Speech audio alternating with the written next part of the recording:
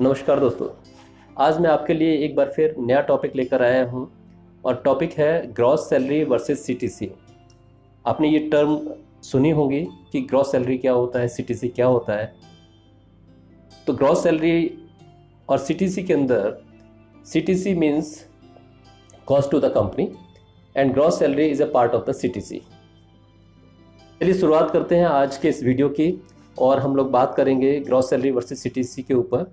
और अगर आपके कुछ व्यूज़ हैं तो आप अपने व्यूज़ को कमेंट सेक्शन में डाल सकते हैं, जिससे आपने देखा होगा कि कभी कोई एम्प्लॉय किसी ऑर्गेनाइजेशन में काम कर रहा होता है और जब उसको किसी दूसरे ऑर्गेनाइजेशन से कोई ऑफ़र मिलता है ज्वाइन करने का, तो वो क्यों ज्वाइन करना चाहता है। सबसे पहले इम्पॉर्टेंट बात ये है, तो सबसे पहला जो मेन फैक्टर एम्प्लॉयज़ के सामने होता है सैलरी को लेकर होता है। फॉर एग्जांपल मैं आपको बताता हूँ कि अगर कोई एम्प्लॉय एक 10,000 सैलरी के ऊपर कहीं काम कर रहा होता है और जैसे ही उसको कोई ऑफ़र मिलता है 12,000 सैलरी का, तो वो उस ऑर्गेनाइजेशन को छोड़कर दूसरे ऑर्गेनाइजेशन को ज्वाइन कर लेता है। लेकिन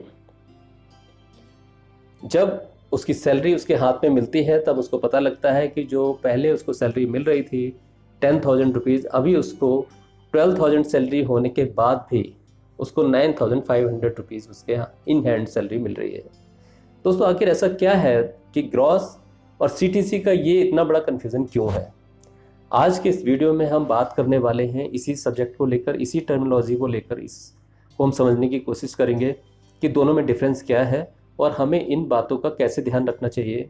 और जब भी आप कोई ऑफ़र एक्सेप्ट करते हैं तो आपको क्या पैरामीटर्स हैं, क्या कंपोनेंट्स हैं जो उस ऑफ़र के अंदर केयरफुली चेक कर लेने चाहिए before you take any call to switch on to the next job.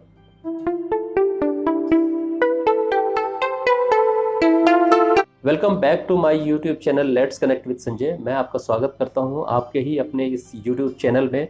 और दोस्तों मेरे चैनल की सक्सेस की एक मुख्य वजह है, जो मेन कारण है वो है आप लोगों का प्यार। जो आप लोग इतने प्यार से मेरे चैनल को देखते हैं और अपने व्यूज़ शेयर करते हैं, अपने कमेंट्स आप शेयर करते हैं, अपनी क्वेरीज आप शेयर करते हैं और मुझे भी अच्छा लगता है कि मैं उनको आंसर करता हूं। दोस्तों ग्रॉस सैलरी की अगर हम बात करें तो ग्रॉस सैलरी के अंदर क्या इंक्लूडेड होता है, पहले हम उसके ऊपर बात करेंगे। तो सबसे पहले ग्रॉस सैलरी के अंदर एक बेसिक सैलरी का कंपोनेंट होता है, वो एडिड होता है। फिर एक डीए होता है, फिर एक हाउस रेंट अलाउंस होता है या सप्लीमेंट्री अलाउंस होता है, और कुछ ऐसे ही एक दो अलाउंसेस और होते हैं जो कि ग्रॉस के अंदर ऐड कर लिए जाते हैं।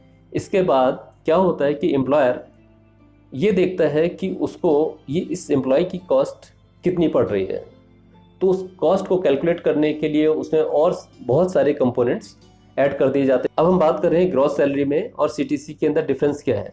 सो ग्रॉस सैलरी के बाद बहुत सारे कंपोनेंट्स हैं जो ऐड कर लिए जाते हैं, जैसे कि employer contribution to PF, retiral benefits, gratuity, medical premium, variable pay, bonus etcetera. ये सारे कंपोनेंट्स को जब ऐड किया जाता है तब वो फिगर एक सीटीसी बनती है। तो आपको ये देखना है कि जब आपकी टेक होम सैलरी होगी तो उसके अंदर से क्या क्या माइनस होने वाला है, क्या क्या डिडक्शन होने वाला है। तो जब भी कभी कोई आप ऑफ़र एक्सेप्ट करते हैं तो आप ये देखें कि आपको टेक होम सैलरी कितनी मिलने वाली है।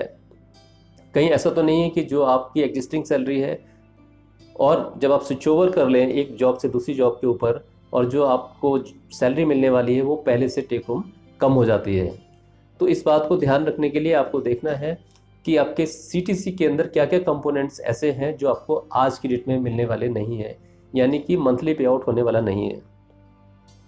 क्योंकि अल्टीमेटली आपको टेक होम देखना होगा कि आपको टैक्स कितना कट रहा है, आपका वेरिएबल पे कितना है, उसके अंदर बोनस कितना माइनस होने वाला है।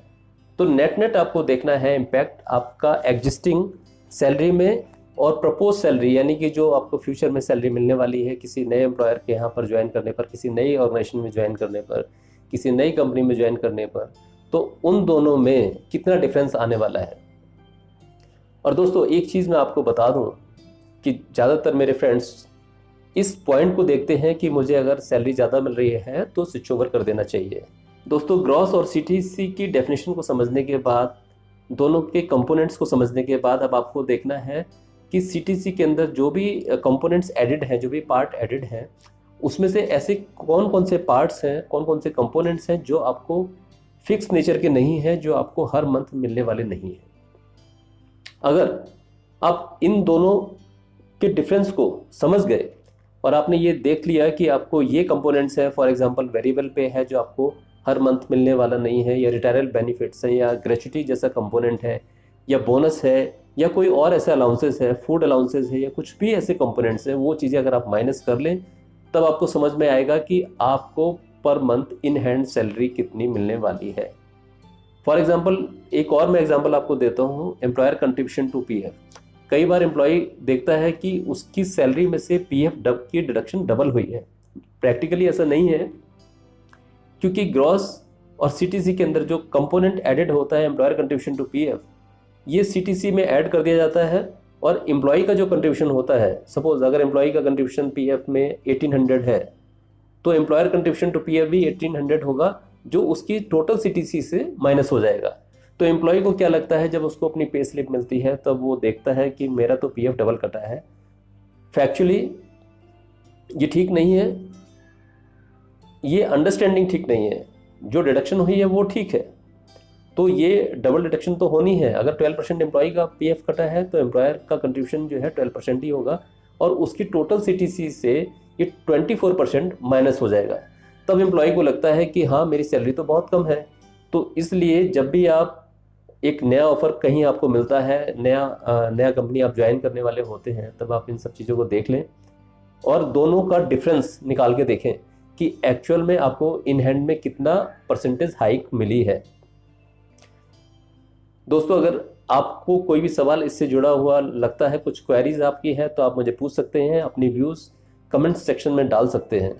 और इम्पॉर्टेंट चीज़, अगर आपको मेरा वीडियो अच्छा लगा, इन्फॉर्मेशन अच्छी लगी है, तो मेरे वीडियो को लाइक करना ना भूलें, शेयर करना ना भूलें, और मेरे चैनल को सब्सक्राइब करना ना भूलें।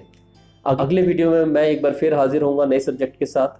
अगर आपके कुछ सजेशंस हैं मेरे चैनल को और इम्प्रूव करने के लिए, कंटेंट्स को और इम्प्रूव करने के लिए, तो मैं उसका बहुत तहे दिल से स्वागत करूँगा। दोस्तों, उम्मीद करता हूँ आपको जो मैंने इन्फॉर्मेशन दी है आपके लिए काफ़ी यूज़फुल रही होगी, और नई इन्फॉर्मेशन के साथ मैं फिर आता हूँ। तब तक के लिए दीजिए मुझे इजाज़त। Thank you very much. नमस्कार। जय हिंद।